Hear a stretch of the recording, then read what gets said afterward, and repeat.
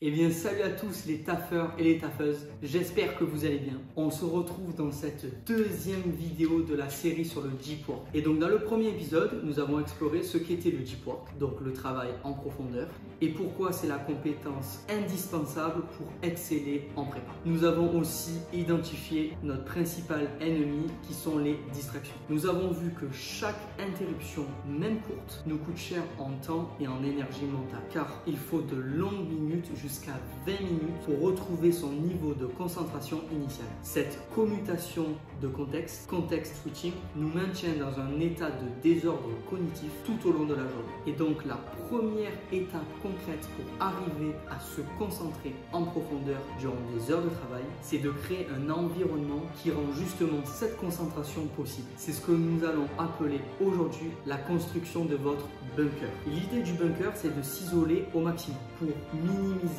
au maximum toutes les distractions possibles, qu'elles soient physiques ou numériques. Le but est simple. Moins il y a de choses autour de vous, moins vous allez être sollicité. Et donc, mieux vous serez capable de vous concentrer. Alors, comment on va construire ce bunker? Ça va se jouer sur plusieurs fronts. Votre espace physique, vos outils numériques et même votre façon de planifier votre temps. Alors, dans un premier temps, sur le plan physique, il faut créer un sanctuaire de concentration. Le lieu où vous travaillez a un impact énorme. Par exemple, avoir votre frère ou votre sœur qui court autour de la télé allumée, ça rend le deep work impossible. L'objectif est de choisir ou d'aménager un lieu qui favorise l'exécution en profondeur d'une tâche. Donc dans un premier temps, vous choisissez le lieu, que ce soit votre bureau, une bibliothèque universitaire, ce que vous voulez, mais un endroit calme. Ensuite, il va falloir gérer le bruit. Si vous ne pouvez pas être dans un silence absolu, utilisez des boules caisses ou un bon casque réducteur de bruit. Ensuite, il faut minimiser les distractions visuelles. Donc je vous conseille d'avoir un espace de travail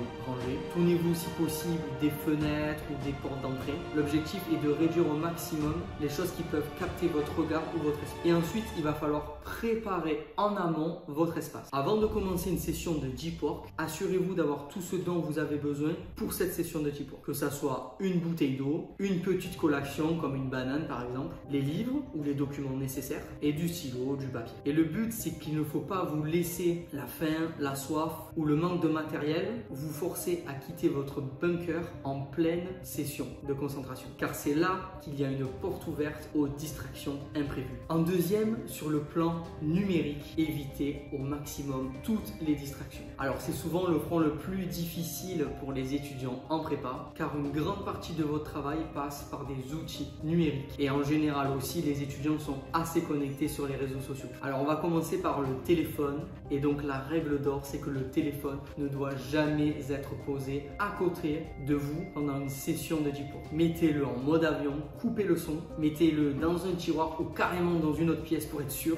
Par exemple, Cal Newport, dans son livre Deep Work, dit que durant ses sessions de travail à haute concentration, il ne prend pas son téléphone dans la même pièce. Apprenez à ignorer l'envie constante de vérifier votre téléphone. Après le téléphone, il y a les emails et la messagerie. Coupez les notifications de vos emails, de vos logiciels de discussion, Messenger, Discord, Slack. Ne les laissez pas ouvrir automatiquement. Vous pouvez même utiliser des plugins pour bloquer toutes ces applications. Ensuite, il y a aussi Internet. Si la tâche que vous faites ne nécessite pas d'être en ligne, coupez complètement Internet. Alors c'est radical, mais incroyablement efficace pour éviter le rabbit hole du web. Si vous avez besoin d'Internet, essayez de ne garder ouvertes que les pages strictement nécessaires pour votre travail. Alors ensuite, les réseaux sociaux. Normalement, si vous avez mis votre téléphone dans une autre pièce, ça devrait aller. Mais là, il faut couper les notifications, fermer tous les onglets possibles et résister à l'envie de juste regarder rapidement. Donc là, on a vu tout ce qui était le thème du physique, on a vu tout ce qui était le thème du numérique et là, on va voir tout ce qui est le thème de la planification. Pour ça, il va falloir protéger des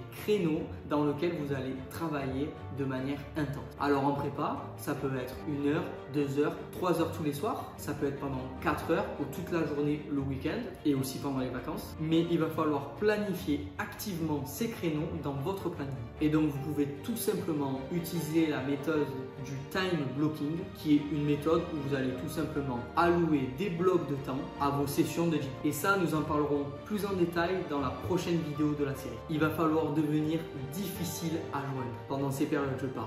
Informez votre entourage, votre famille, vos amis, que pendant ce temps, vous avez besoin de ne pas être dérangé. C'est tout simplement une question de logique et d'habitude. Si les gens savent qu'entre telle heure et telle heure, vous ne devez pas être dérangé, ils s'adapteront tout simplement. Il va falloir anticiper les sollicitations. Comme vous avez anticipé l'envie de boire ou l'envie de manger, il faut anticiper l'envie de vérifier vos messages. Reconnaissez que cette envie est totalement normale dans ce monde hyper connecté, mais résistez-y. Construire votre bunker, c'est vous donner tous les moyens de pousser votre capacité de concentration et de produire du travail de haute qualité, même au milieu du chaos des distractions modernes. Alors c'est une compétence qui se cultive et ça demande de l'effort conscient et volontaire pour se déconnecter et s'isoler. Je vous rassure, ça sera rarement parfait, surtout au début, mais il ne faut pas se décourager si vous avez une session de concentration intense qui est interrompue ou si vous cédez à une distraction. L'important est d'apprendre de ce qui n'a pas marché et d'ajuster votre stratégie pour la prochaine fois. À la fin de chaque section,